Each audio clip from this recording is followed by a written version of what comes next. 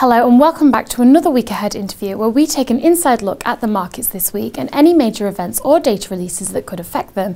Today I'm joined once again by Jarratt Davis from Independent Portfolio Managers to give me his insights. Jarratt, thank you for joining me. Just firstly, what are the main events that you'll be keeping an eye on this week that investors should be looking out for? Well, there's three events that we're looking out for, really. The first one is the Italian elections, the results of that. We then got the economic situation of the UK, which is kind of playing out. It's been playing out over the last couple of weeks, and we're looking for that to continue playing out.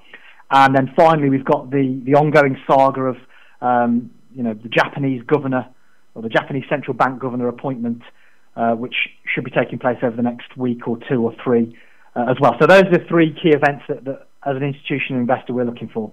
Now let's start with something you did mention there. We have UK GDP out on Wednesday, as well as housing data out on Tuesday.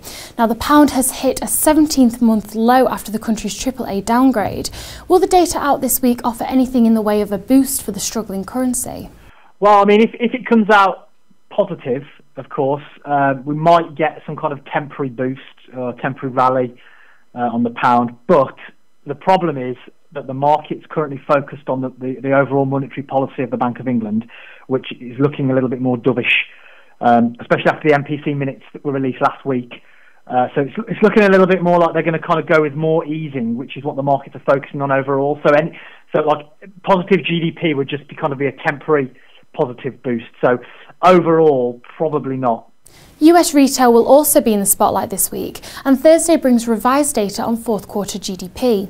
US dollar strength is seen to be massive. Do you think we will see a reaction to the data this week? Yeah, definitely. I think the couple of things about the dollar. The interesting thing about the dollar is because its status as the world's reserve currency, everyone kind of goes to it when everyone's getting scared on the other currencies. That's where everyone goes. So that's one thing to bear in mind. And then, of course, you've got news that comes out that's actually positive for the dollar. That's another element that needs to be factored in. So certainly if there's positive news, if those numbers come out positively for the dollar, what we're looking for is for that to exacerbate the downward moves on the other currencies, so the pound dollar, the euro dollar, all those things that are currently struggling. Positive US data would probably just go to add to those moves even more. Investors are awaiting the outcome of the Italian election that you mentioned earlier. What do you think we will see from the euro if the polls bring an unstable government?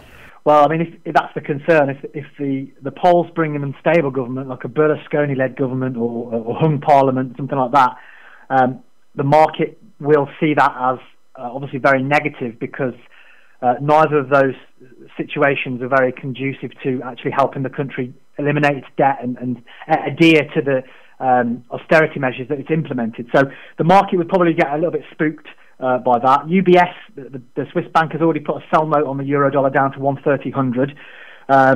So the institutions are already short that pair, particularly the euro, that currency. So any kind of unstable government or anything perceived as bad news from the Italian elections, I think would have major moves. There'd be a major sell-off on the euro dollar, and we could even potentially see a return to the 120s on the euro dollar pair. Thank you to Jarratt Davis there from Independent Portfolio Managers discussing the week ahead. We'll be bringing you reviews of all the events discussed throughout the week, so stay tuned.